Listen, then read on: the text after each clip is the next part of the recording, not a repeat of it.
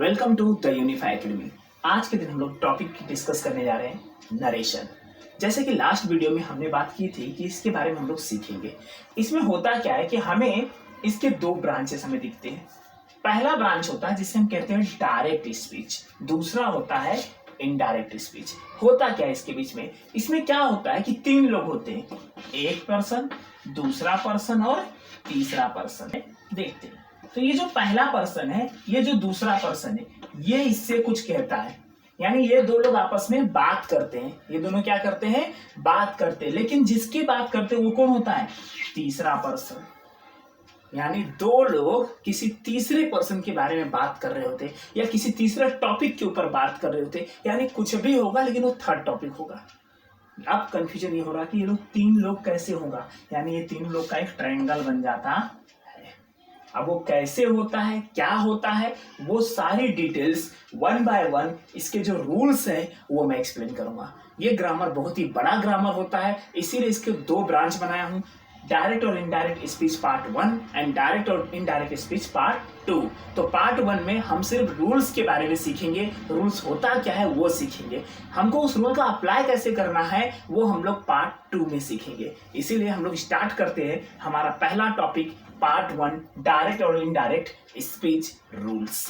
यहाँ पे हम देख सकते हैं पूरा का पूरा डिटेल मैंने ऑलरेडी एक सिंपल जो इसका पहला रूल्स है वो मैंने लिख के दिया हुआ है। तो पहले एक बार चाहिए तो इस वीडियो को रोक के, ठीक है, लिख सकते हो या फिर स्क्रीन के ऊपर देखोगे तो ये पूरा का पूरा मैं वहां पे शो किया हूँ, देख सकते हो। स्क्रीन के ऊपर पूरी चीजें साइड साइड दिखेगी, यानी साइड बाय साइड वो भी देखते चलो।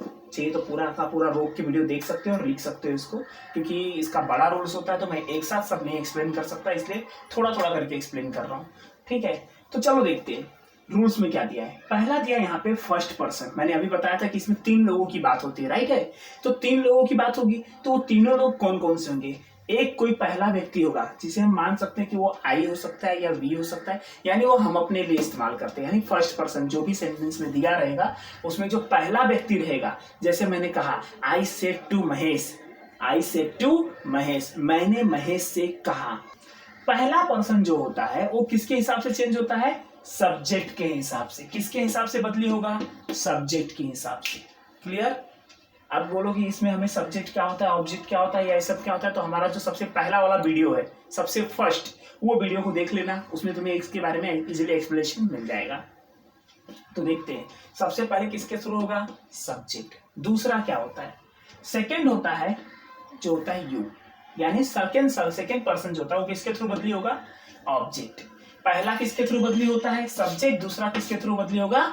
ऑब्जेक्ट। तो तीसरा क्या करना है? तीसरे में कोई चेंजेस नहीं, नो चेंज, जो जैसा है उसको वैसे ही रहने दो, कुछ बदली करने की जरूरत नहीं है। मतलब जो तीसरा पर्सन होता है उसके अंदर कोई बदलाव नहीं करना है।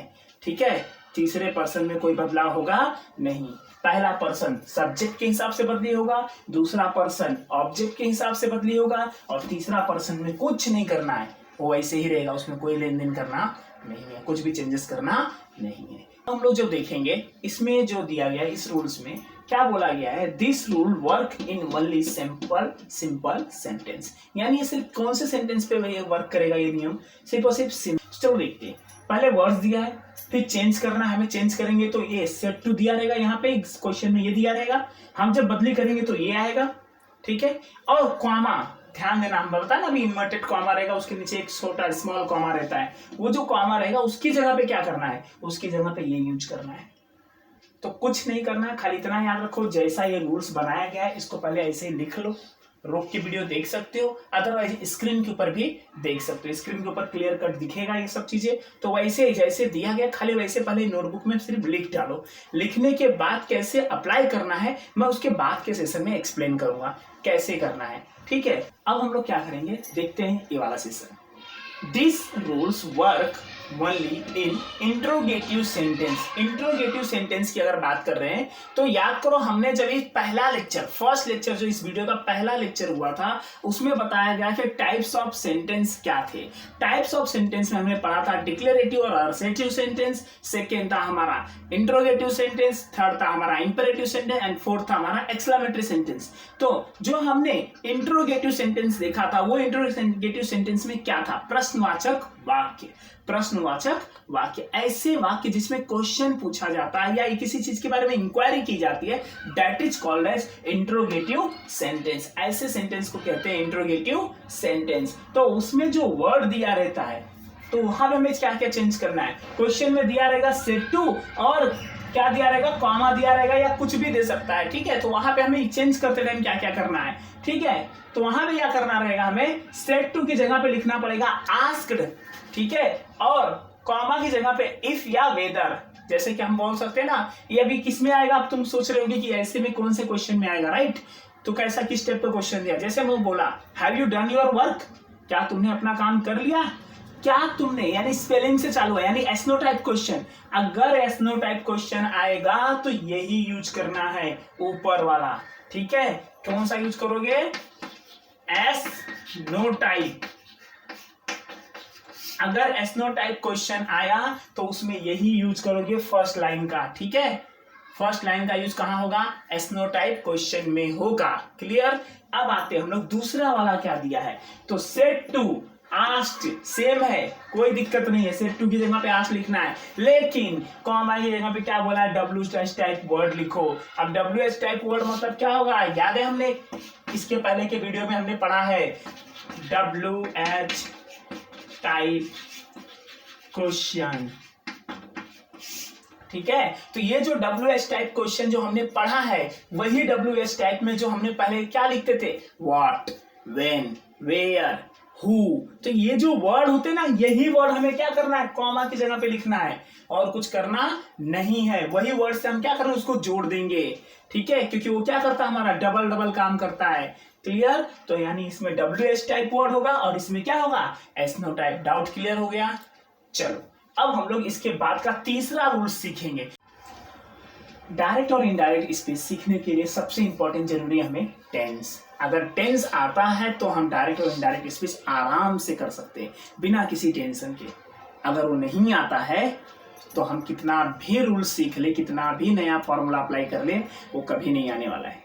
तो इंपॉर्टेंट है टेंस अच्छे से सीखना। अगर टेंस आता है तो कोई प्रॉब्लम नहीं होगी। तो चले, हमारा इसके बाद का रूल्स आता है, हमारा जो रूल्स है डायरेक्ट और इनडायरेक्ट स्पीच का, वो ये है टेंस चेंजिंग रूल्स। तो हमें क्या करना है, यहां से यहां तक का हमें आसान है, क्या है, प्रेजेंट इंडेफिनिट टेंस का past indefinite tense, present continuous का पास्ट कंटिन्यूअस, प्रेजेंट परफेक्ट का past perfect, present perfect continuous का पास्ट परफेक्ट कंटिन्यूअस। तो ये तो चलो ठीक है, लेकिन इसके बाद से थोड़ा कंफ्यूजन वाला है। कैसे, पास्ट इंडेफिनिट टेंस में अगर दिया है तो उसको फ्यूचर में नहीं करना है, पास्ट परफेक्ट में करना है, ठीक है। और अगर पास्ट कंटिन्यूअस टेंस में दिया है तो हमें पास्ट परफेक्ट कंटिन्यूअस में, यानी पास्ट का पास्ट में ही बदली करना है, क्लियर। यानी पास्ट का पास्ट में। चलो, अगर पास्ट परफेक्ट टेंस में दिया तब कुछ चेंजेस नहीं करना है, नो चेंज, कुछ करना नहीं है। पास्ट परफेक्ट कंटिन्यूअस टेंस में दिया तो भी हमें कुछ चेंजेस करना है नहीं, कोई चेंजेस करना नहीं है। तो बोलोगे सर जब फ्यूचर में देगा तब, तो फ्यूचर में कितनी हेल्पिंग वर्ब होती है, दो। कौन कौन सी, विल और शैल, राइट है। तो चलो, अगर विल दिया तो क्या कर दोगे, वुड। अगर शैल दिया तो क्या करोगे, शुड। तो बोलोगे सर अगर विल बी दिया तो वुड बी, शैल बी दिया तो शुड बी।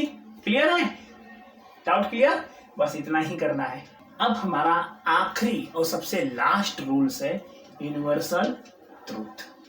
अब बोलोगे यूनिवर्सल ट्रूथ मतलब क्या होता है, जैसे हमारे प्रोवर्ब्स होते हैं, कहावतें, तो ये सब क्या है, हमारे यूनिवर्सल ट्रूथ है जो पूरी तरह से सच है।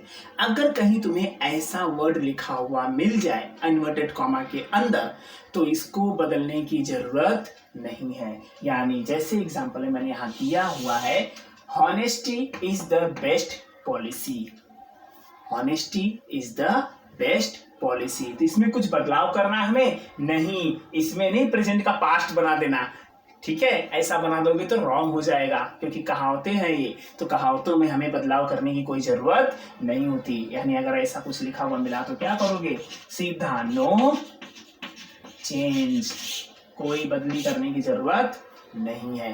अगर इतना पूरा का पूरा रूल्स अगर हमें प्रॉपरली अच्छे से माइंड में फिट है तो ही हम इसके आंसर कर सकते हैं, अदरवाइज हम कुछ भी कर ले हम इसके आंसर नहीं दे सकते।